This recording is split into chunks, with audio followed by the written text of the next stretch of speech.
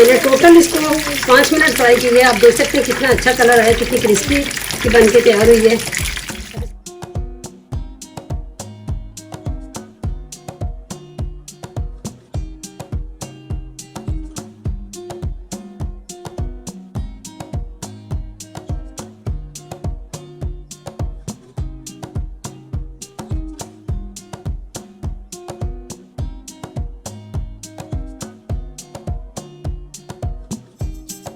अस्सलाम वालेकुम। आज मैं आप लोगों के साथ फ़िश एंड चिप्स की रेसिपी शेयर करूंगी।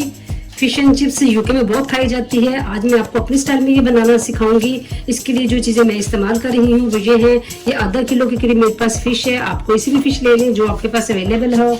इसके अलावा 1 टीस्पून के करीब नमक है, 1 टेबल स्पून चाट टिक्का मसाला है और 1 टेबल स्पून सिरका है, 1 अंडा है और 1 टीस्पून के करीब बेकिंग पाउडर है। इसके अलावा मैं एक बड़ा साइज का मैंने आलू लिया है। इसको छील के इसको मैंने 1 घंटे के लिए ठंडे पानी में भिगो दिया है।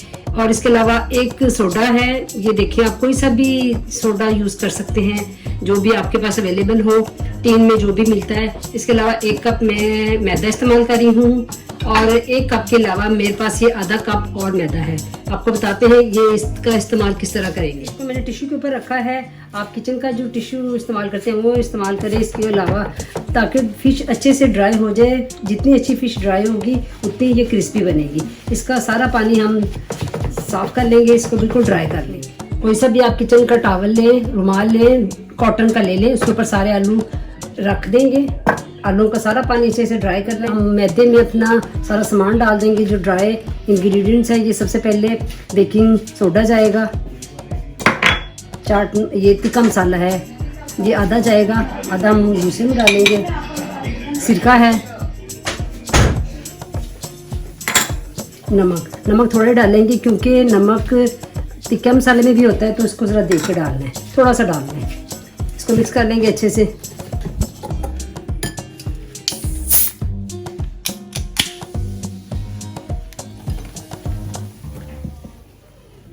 बस थोड़ा थोड़ा पहले करके डालेंगे, देखेंगे कितनी ज़रूरत है। ये अंडा भी इसके ऊपर रख के, हमें सिर्फ अंडे की सफ़ेदी चाहिए, जर्दी नहीं चाहिए।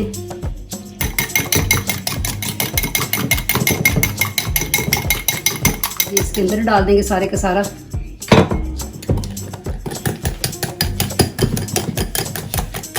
ये देखिए, बिल्कुल इस तरह का बैटर तैयार होना चाहिए।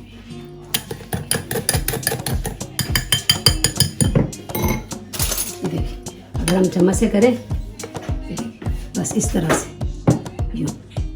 इस तरह से, इस तरह से हमारा बैटर तैयार होना चाहिए। बैटर तैयार होगा, कम मसाला डाल देंगे, थोड़ा सा नमक डाल देंगे। ये देखिए, अब चिप्स डाल देंगे।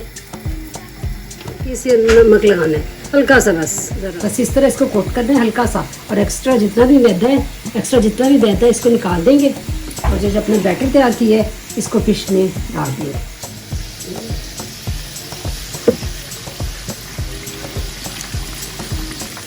फिश को सिर्फ हमने 3 और 4 मिनट के दरमियान फ्राई करना है, इससे ज़्यादा नहीं करना फ्राई। 1 मिनट बाद मैं इसको पलटाने लगी थोड़े ध्यान से। तो मैंने टोटल इसको 5 मिनट फ्राई की है। आप देख सकते हैं कितना अच्छा कलर है, कितनी क्रिस्पी की बन के तैयार हुई है। अब इसको सबको निकाल लेते हैं।